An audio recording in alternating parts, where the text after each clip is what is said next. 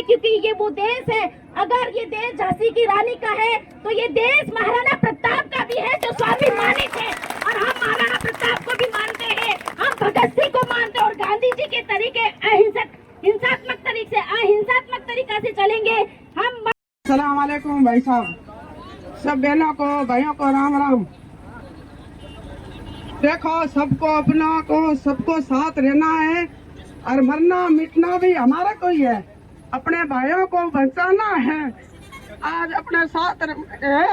इनको सब भाइयों की इज्जत और आबरू रखना है, इनका घर रखना है, किसी को कुछ नहीं होने देना है। मर जाना है, सबसे पहले हम मरेंगे अपने भाइयों के लिए। हमारा भाई जिंदाबाद, हमारा भाई जिंदाबाद, हमारा भाई और हमारी भाभी जिंदाबाद। हम सब मरेंगे, मर जाएंगे, मिट जाएंगे। किसी का घर उजड़ने से पहले खुद मर जाएंगे, लेकिन घर किसी का नहीं उजड़ने, किसी का घर नहीं बिखरा देंगे।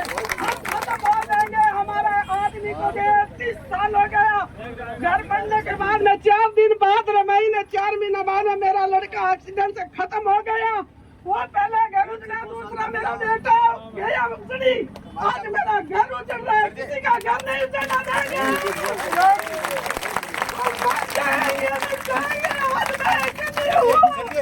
हमारा झगड़ा था, वो भी चला गया, हमारा कुछ नहीं है। इन भाई जिंदाबाद, भाई जिंदाबाद, भाई जिंदाबाद, मातृशक्ति ने अपने मन का दुख जो आप सबके सामने रखा है, वो केवल इनका दुख नहीं है, ऐसी बहुत सी मातृशक्ति है। हमारे भाइयों में भी ऐसा दुख पड़ा हुआ है। अरे घोंसले तोड़ने वाले को क्या पता चिड़िया ने एक एक तिनका कहां से और कितनी मेहनत से उठाया है। उन घोंसले तोड़ने वालों को इस बात की खबर नहीं है कि चिड़िया ने कहां जाकर चोंच में अपने बच्चों के लिए एक एक तिनका इकट्ठा किया है। तो इसीलिए बोलता हूं भाइयों कि घबराने वाली कोई बात नहीं है, हौसले बुलंद होने चाहिए। हमारा हौसला ही हमारी ताकत है।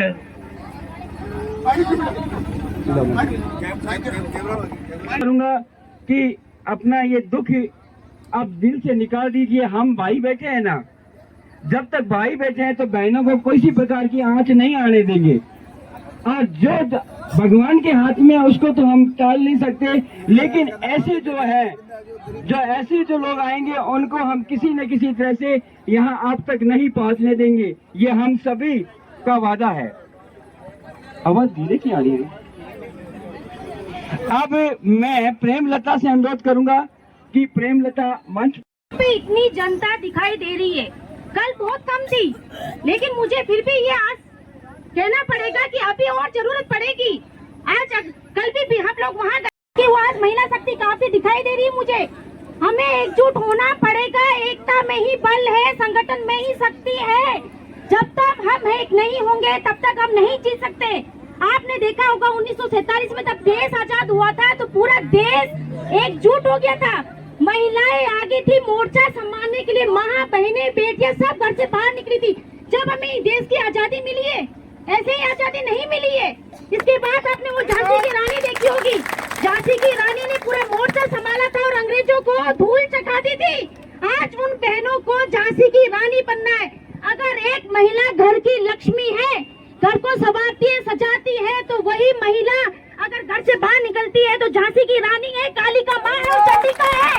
हम अगर कहते हैं कि भारत में देवियों की, देवी देवताओं की 33 करोड़ देवताओं को पूजा जाता है, आज उसी देवी को आप बेघर कर रहे हो, घर से बाहर निकाल रहे हो।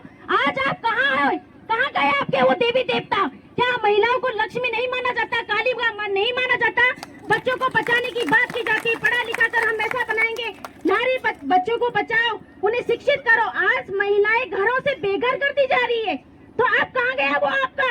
आप तो रियासी खेल खेल रहे हैं, आप बड़े बड़े घरों में बैठे हैं, लेकिन आज नहीं देख रही महिलाएं रो रही है। आके देखिए यहाँ पे किस तरह महिलाएं रो रही है, वो किसको सुनाए मुकुट दुखड़ा।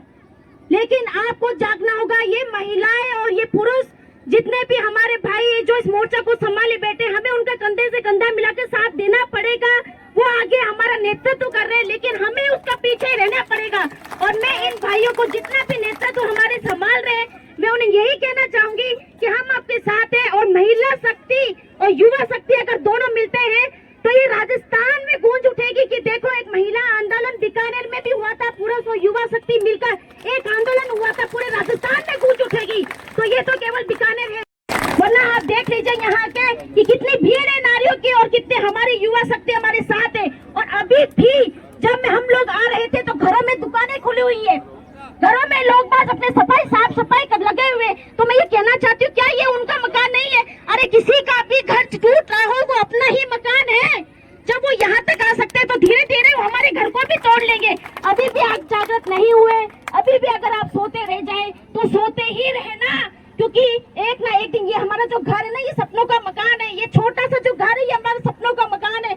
माता पिता अपनी पूंजी लगा देते हैं, हमसे नहीं बन पाएगा ये मकान। हमारे सास ससुर, हमारे परदादा दादा परदादा पता नहीं कितनी पीढ़ियां की जाती है, एक सपना देखते हैं कि मकान बने, सुंदर सा घराना बने, उसमें बच्चे खेले पढ़े, चाहे छोटी सी शिक्षा हम प्राप्त कर सके पर सुकून से रह सके, 2 रोटी वक्त की सुकून से सुख के साथ खा सके। आज प्रशासन नहीं देख रहा कि हम महिलाओं को बेघर कर रही है। नारी शिक्षा की बात, नारी शिक्षा प्रोत्साहन योजना, नारी सशक्तिकरण योजना, बालिका शिक्षा योजना, जाने कितनी योजनाएं चला जा रही। आज उन बालिकाओं को, उन महिलाओं को आप घर से बेघर कर रहे हो, तो सरकार कब जागेगी? अभी नहीं जागी तो ये आंदोलन देख लेना पूरे राजस्थान में फैलता जाएगा। तो मैं उस प्रशासन को कहना चाहती हूँ, चेताना चाहती हूँ कि अगर वो नहीं मानी हमारी बात तो हम मरने के लिए तैयार नहीं वाले से हैं। हम मर जाएंगे, मिट जाएंगे, लेकिन अपनी भूमि, अपना देश नहीं छोड़ेंगे, क्योंकि ये भारत देश हमारा। वंदे वंदे वंदे, भारत माता की, भारत माता की। हम अपना घर ठिकाना। सभी बड़े बुजुर्ग एवं महिलाओं, भाई बहनों को राम राम एंड नमस्ते। आज हम अपनी लड़ाई को लड़ने के लिए आए हैं। जो गवर्नमेंट ने जो फरमान सुनाया है कि यहाँ की जो भूमि है वो फर्जी है। फर्जी कैसे हुई? जब गवर्नमेंट की तरफ से आपने रजिस्ट्री बनवा के दी 20 साल पहले, तब तो फर्जी नहीं हुई। गवर्नमेंट का कनेक्शन बिजली का दिया, तब फर्जी नहीं हुई। आज 20 साल बाद जब इनको बड़ा मोटा पैसा यहाँ से दिखा कि हम ये जमीन अब करोड़ों की हो चुकी है, इसकी कीमत करोड़ों में हो चुकी है, तब ये जमीन अवैध हो चुकी है। जो अपनी भूमि को बचाने के लिए आई है, महिलाएं चाहे तो कुछ भी कर सकती है। इतिहास गवाह है कि राजस्थान में महिलाओं ने झंडा फहराया है। और झांसी की रानी भी एक महिला थी जो एक बच्चे के साथ कंधे पे बच्चे को बांध के और क्रांति में उतरी थी। और अमृता देवी बिश्नोई ने वृक्ष को काटने के लिए, खेजड़ी के पेड़ को बचाने के लिए अपने प्राण त्याग दिए थे। खेजड़ी से लिपट कर 363 लोगों ने जान दे दी थी। तो आज तो हम हजारों की संख्या में क्या हमारी भूमि नहीं बचा सकते? मन में जोश होना चाहिए, कुछ भी कर सकते हैं। इस दुनिया में नामुमकिन कुछ भी नहीं है। इंसान लेनी है, सक्सेस लेंगे तो यहाँ बैठी जनता का नहीं, पूरी बीकानेर का नहीं, पूरे राजस्थान का सर गर्व से ऊंचा हो जाएगा कि एक आंदोलन ऐसा भी था जिसमें महिलाओं ने नेतृत्व किया था और उसमें सक्सेस हासिल की थी। धन्यवाद। सारी कमाई मैंने सारी जिंदगी यही लगा दी और भोले बाबा की कृपा से मैंने बना भी लिया। कान्हा जी ने मेरा खूब लाज रखा, मगर उस मकान से मेरे बच्चे मर मर के बच्चे छत से गिर गए। आज वो मकान तोड़ा जा रहा है तो मैं अपने बच्चों को क्या याद जहर दे दूं कि इसी मिट्टी में मिला दूं? ये मकान क्यों तोड़ा जा रहा है? मैं बच्चों को कहाँ ले जाऊँ? अपने बच्चों को मेरा कहीं स्थान नहीं है। मेरे बच्चे का कहीं स्थान नहीं है, कहाँ ले जाऊँ अपने बच्चों को? सरकारी मकान तोड़ रही है। 20 साल का कमाई मैंने यही लगा दिया, बताओ क्या करूँ? मेरे बच्चे छत से गिर गिर के अधमरे हो गए, कहाँ से इलाज कराऊंगा? मेरा पति है, उसको हार्ट का बीमारी हो गया, कौन करेगा मेरे बच्चों के लिए? आज मेरे मकान को रात दिन 5 दिन हो गए, न रोटी खा सकती हूँ, न पानी पी सकती हूँ, न चैन की नींद सो सकती हूँ। कैसे कैसे मैंने कमाया, कैसे क्या हुआ, कैसे मर जाऊँ, कहाँ जाऊँ?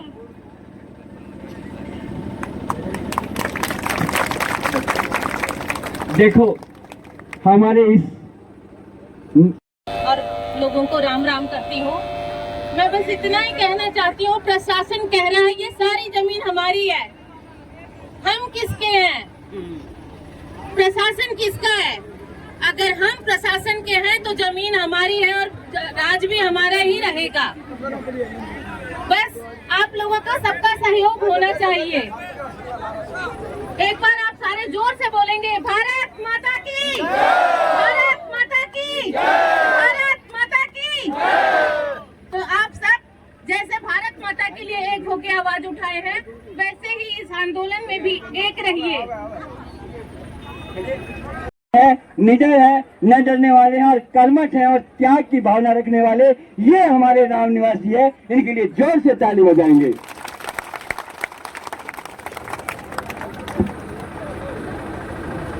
बाकी कई साथी हैं जो अलग अलग कॉलोनियों के लोग हैं, वो बहुत जल्दी आपके बीच में उपस्थित होंगे, शामिल होने के लिए आ रहे हैं। बैठने के लिए दरी के अभाव के कारण कई लोग खड़े हैं, तो जैसे ही बैठने की व्यवस्था हो, मेरा एक निवेदन है कि आप सब लोग सुव्यवस्थित तरीके से बैठें। अभी वार्ता शुरू ही नहीं हुई है, वार्ता चलेगी और उस वार्ता के अंदर जो सबसे बड़ा दबाव रहेगा वो आपकी संख्या का रहेगा। यहाँ कितने लोग उपस्थित रहते हैं, वो चीज वहां पर प्रशासन के ऊपर सबसे बड़ा दबाव देगी। और अभी भी इस लड़ाई का निर्णायक समय चल रहा है, तो मैं जो लोग आज भी घरों में सो रहे हैं उनको एक छोटा सा उदाहरण देना चाहता हूं। बाकी वार्ता पूरी होने के बाद में पूरी बातें आप लोगों के बीच में रखेंगे। एक बहुत बड़ा जंगल था, जिस प्रकार से आपकी कॉलोनी है उस तरीके से चकगर्बी का ये पूरा क्षेत्र जो बहुत बड़ा इलाका फैला हुआ है, वैसे एक बहुत बड़ा जंगल था। उस जंगल में आग लग गई।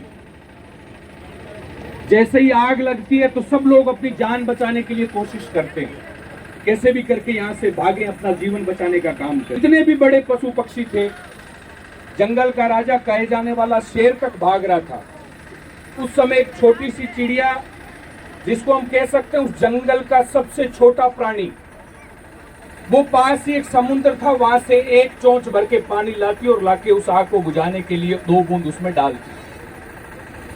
तो सारे पशु पक्षी तमाशा देख, सब लोगों ने मिलकर कहा कि इतना बड़ा जंगल, इतनी बड़ी आग हम लोग नहीं बुझा पा रहे और तू ऐसा प्रयास कर रही है जिसका हमें पता है सफल नहीं हो सकता। चिड़िया ने जो बात कही, वो बात उन लोगों के लिए कहना चाहता हूं जो आज भी अपने घरों में सो रहे हैं।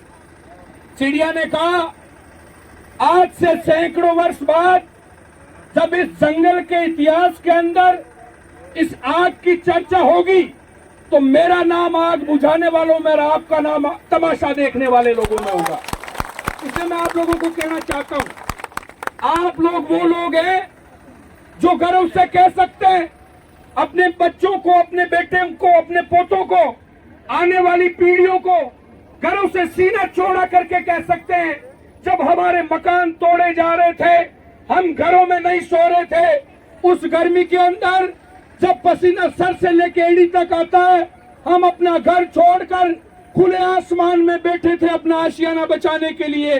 आज जिस छत के नीचे आप बैठे हैं, वो छत आसानी से नहीं मिली है, हम लोगों ने बड़ा कड़ा संघर्ष किया है उसके लिए। मैं उन लोगों से निवेदन करना चाहता हूं जो आज भी अपने घरों के अंदर बैठे हैं, वो लोग अपने घर छोड़कर आए, इस लड़ाई के अंदर शामिल हो।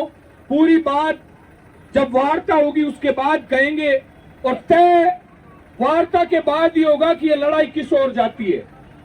वार्ता सफल होती है तो लड़ाई दूसरे तरीके से लड़नी है, शांतिपूर्ण तरीके से जाएंगे आगे। कानूनी तरीके से किस प्रकार से हम अपने घरों का मालिकाना हक ले सकते हैं, वो लड़ाइयां लड़नी है फिर हमें।